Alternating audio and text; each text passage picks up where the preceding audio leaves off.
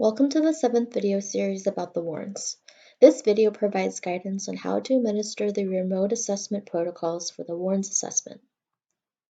After viewing this video, you should be familiar with our guidelines on administering the WARNS via an online collaborative platform like Google Meets, Microsoft Teams, or Zoom. And while school districts are not limited to any specific platform, we will focus this tutorial specifically on Microsoft Teams and Zoom. This remote protocol is intended for organizations needing to assess youth during the current school closures and social distancing measures. It's important to note that these guidelines are new to the WARN system and may be modified over time depending on feedback from users. If you need any further assistance after viewing this video demonstration, please consult the written instructions available at warns.wsu.edu. A member of our team will also be available to assist the primary WARNS user in your district. Some important reminders and cautions when administering WARNS remote protocols.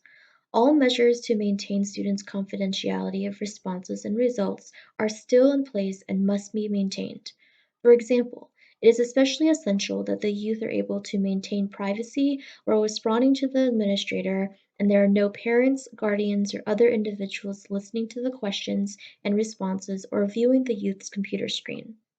It is also necessary that the person administrating the assessment is able to privately discuss the results with the WARNS report with the youth in an appropriate manner. If these conditions cannot occur, we do not advise administrating the WARNS remotely at this time, as the priorities are the health and safety of the youth. First, administrators may want to prepare their computers prior to contacting the student. Make sure that there is nothing confidential open on your computer and that you follow your district's protocol for using online communication with a student. Next, you should proceed to the WARNS assessment page by visiting piso.wsu.edu/WARNS. If you need a refresher, please view our third video in the series titled How to Perform an Online WARNS Assessment on our resources webpage.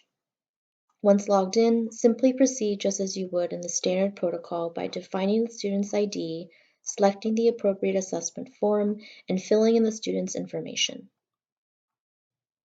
Once you're on the transition screen, you may now proceed to sharing this assessment window with the student. For Zoom, simply open the application and click on the Share Screen option in your control panel. We recommend that administrators share only the assessment window as opposed to their desktops. This way, we maintain privacy control of the computer system.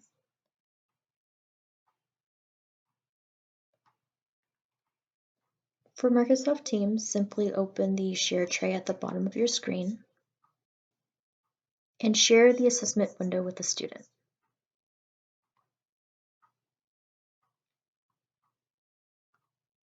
Students should now be able to view the assessment windows on their screens. In order for them to begin responding to the assessment, you will need to grant them mouse control. For Zoom meetings, simply access the remote control option in your control panel and select the name of the student. The student should be able to click anywhere on their screen to start mouse control. Similarly, on Microsoft Teams, you can grant mouse control to a student by selecting their name at the Give Control option at the top of your screen. Students should now be able to access mouse control by clicking anywhere on their screens. Microsoft Teams also allows you to simultaneously see your mouse as well as the students, indicated by the floating bubbles. Once the student has completed their assessment, they will reach the reauthentication page. At this point, the administrator should end mouse control and regain sole control of their computers. For Zoom, simply go down to the remote control application and click on the Abort Control option.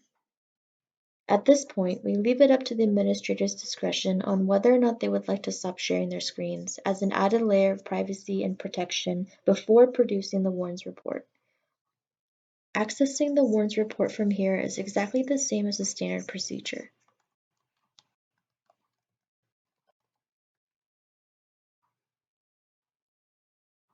Simply confirm the student's information and add comments if appropriate.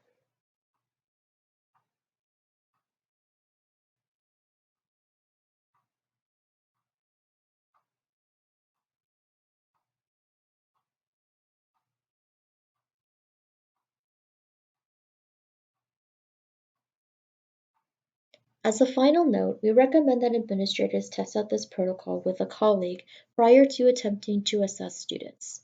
And alternatively, a member of our WSU WARNS team will also be happy to test this protocol out with the primary user in your district. This concludes our video tutorial on the WARNS remote protocols. Our WARNS team thanks you for listening and wishes you the best during this time. If you have any additional questions or feedback regarding this protocol, please feel free to contact us by email at warns@wsu.edu. Thank you.